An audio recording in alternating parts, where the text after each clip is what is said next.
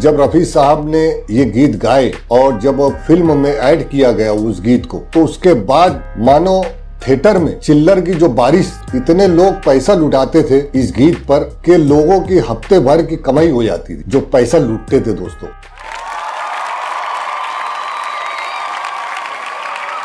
Hello दोस्तों, Indian social media में आप सभी का स्वागत। पिछले वीडियो में मैं आपसे एक सवाल किया था कि ये गीत का अंतरा आप सुनिए, इस गीत का अंतरा किस फिल्म से लिया गया है। आप लोगों ने सही जवाब दिया और मैंने उसे थैंक यू भी कहा। आप लोगों ने एकदम सही उसका जवाब दिया। तो दोस्तों, आज मैं बात कर रहा हूँ फिल्म पाकीज़ा की। फिल्म पाकीज़ा 1972 में रिलीज हुई। इस फिल्म के संगीतकार थे दोस्तों गुलाम मोहम्मद, और पाकीज़ा फिल्म के गीतों को जिन्होंने लिखा था उनका नाम था कैफी आजमी साहब, और इस फिल्म के डायरेक्टर तो आप जानते ही होंगे कमाल अमरोही साहब, जो इस फिल्म के डायरेक्टर, प्रोड्यूसर और राइटर भी थे। किस्सा कुछ इस तरह है दोस्तों कि इस फिल्म में रफी साहब के बहुत सारे गीत लिए गए, लेकिन जब फिल्म रिलीज हुई तो वो फिल्म में रफी साहब के गीत नहीं थे। क्यों नहीं थे रफी साहब के गीत, उसी की आज मैं छोटी सी स्टोरी आपके सामने लेकर आया हूँ पाकीज़ा फिल्म से। तो चलिए दोस्तों, शुरू करते हैं इस बेहतरीन स्टोरी को। 1972 में रिलीज हुई फिल्म पाकीज़ा।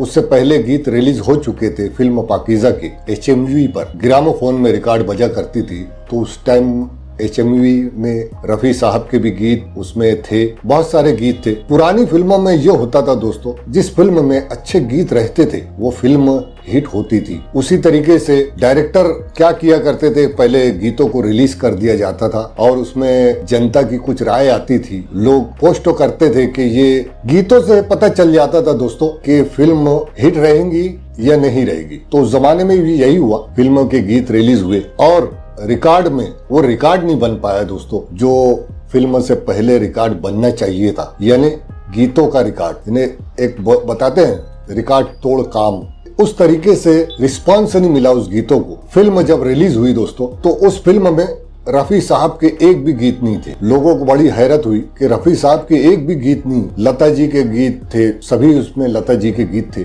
लेकिन रफी साहब का कोई भी एक गीत नहीं था। लोगों ने उस फिल्म को इतना नहीं पसंद किया जितना पसंद किया जाना चाहिए था, क्योंकि कमाल अमरोही जी ने उसमें बहुत मेहनत की थी। और दोस्तों, कमाल अमरोही साहब की एक बात मैं बताता चलूं कि कमाल अमरोही वाहिद एक ऐसे डायरेक्टर थे जो फिल्म में एक फिल्म बताते थे। आप समझ रहे हैं दोस्तों उस बात को, यानी एक फिल्म चल रही है लेकिन बैकग्राउंड में जो हो रहा है पीछे, जिस तरीके से मैं यहाँ पर अभी ब्लर में आपको नहीं दिखाई दे रहा है, मछलियां तैर रही है। कमाल अमरोही साहब में एक कमाल का फन था दोस्तों। वो फन क्या था दोस्तों कि फिल्म जब लोग देखते थे, बैकग्राउंड में जो सीन चलता था उसको भी वो डायरेक्शन दिया करते थे कि तुम इस तरीके से काम करो। हालांकि फोकस इधर है हीरो हीरोइन की तरफ, लेकिन बैक साइड में भी जो सीन चलती थी उन्हीं के डायरेक्शन में सीन चला करती थी। ये वाहिद हिंदुस्तान के ऐसे डायरेक्टर थे जो कमाल के डायरेक्टर थे, जिनका नाम ही कमाल अमरोही था। तो खैर, गीत जब बजने लगे होटलों पर, स्टेशनों पर और बड़ी बड़ी जगहों पर जब गीत बजने लगे, तो वो बात नहीं बन पाई दोस्तों जो गीतों में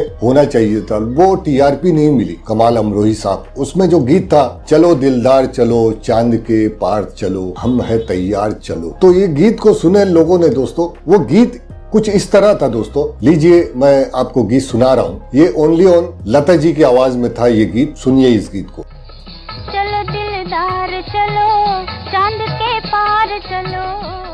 लोगों ने जब गीत सुना दोस्तों, लोगों की जो प्रक्रिया थी कि इस गीत में जो सवाल कर रहा है चलो दिलदार चलो, चांद के पार चलो, तो ये डुएट गीत होना चाहिए था। सिर्फ लता जी की आवाज में सूट नहीं कर रहा, या तो इसके बोल बदल दीजिए या तो पूरा फॉर्मेट चेंज कर दीजिए। तो उस टाइम में कमाल अमरोही साहब को एक काम ये करना पड़ा कि रफी साहब से उन्होंने गुजारिश की कि रफी साहब, इस गीत को आप सुनिए और इस गीत में आपको सिर्फ वो अस्थाई गाना है, यानी चलो दिलदार चलो, चांद के पार चलो। तो दोस्तों, जब रफी साहब ने ये गीत गाए और जब फिल्म में ऐड किया गया उस गीत को, तो उसके बाद मानो थिएटर में चिल्लर की जो बारिश, पहले पुरानी फिल्मों में पैसे लुटाया करते थे, इतने लोग पैसा लुटाते थे इस गीत पर कि लोगों की हफ्ते भर की कमाई हो जाती थी जो पैसा लूटते थे दोस्तों। और इसी तरीके से ये गीत भी सुनिए दोस्तों।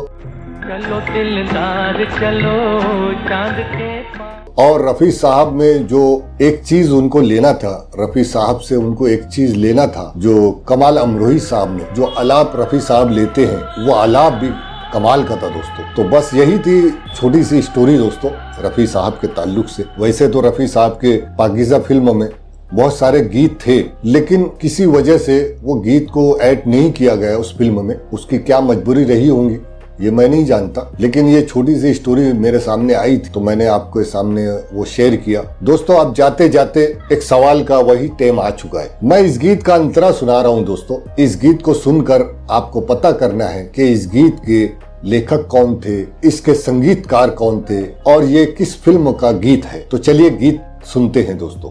भला कैसे टूटेंगे बंधन ये दिल के, भला कैसे टूटेंगे बंधन ये दिल के, बंधन ये दिल के, बिछड़ती नहीं मौज से मौज मिल के। तो दोस्तों इसका जवाब देना है आपको। मैं देख रहा हूँ पिछले वीडियो में भी मैं एक गीत का अंतरा ऐड किया था, आप लोगों ने बड़े अच्छे ढंग से उसका जवाब दिया, मुझे बहुत पसंद आया। वो गीत दोस्ती फिल्म से लिया गया था और उस गीत के गीतकार जो थे मजरू सुल्तानपुरी साहब थे और उस गीत के संगीतकार थे लक्ष्मीकांत प्यारेलाल। बहुत बहुत शुक्रिया दोस्तों कमेंट करने के लिए। आप इसी तरीके से कमेंट करते रहें और रफी साहब को लाइक करते रहें दोस्तों। बस चलते चलते जो हमेशा बोलता रहता हूँ कि रफी साहब को हमें भूलना नहीं है। आप जाइए रफी साहब की साइट पर और रफी साहब को भारत रत्न मिले वहां जाकर आप वोट दीजिए और दिलवाइए। चलिए दोस्तों मिलता हूं अगले वीडियो में। हाँ दोस्तों इस वेबसाइट की लिंक मैंने डिस्क्रिप्शन में डाल दिया। चलिए मिलते हैं अगले वीडियो में,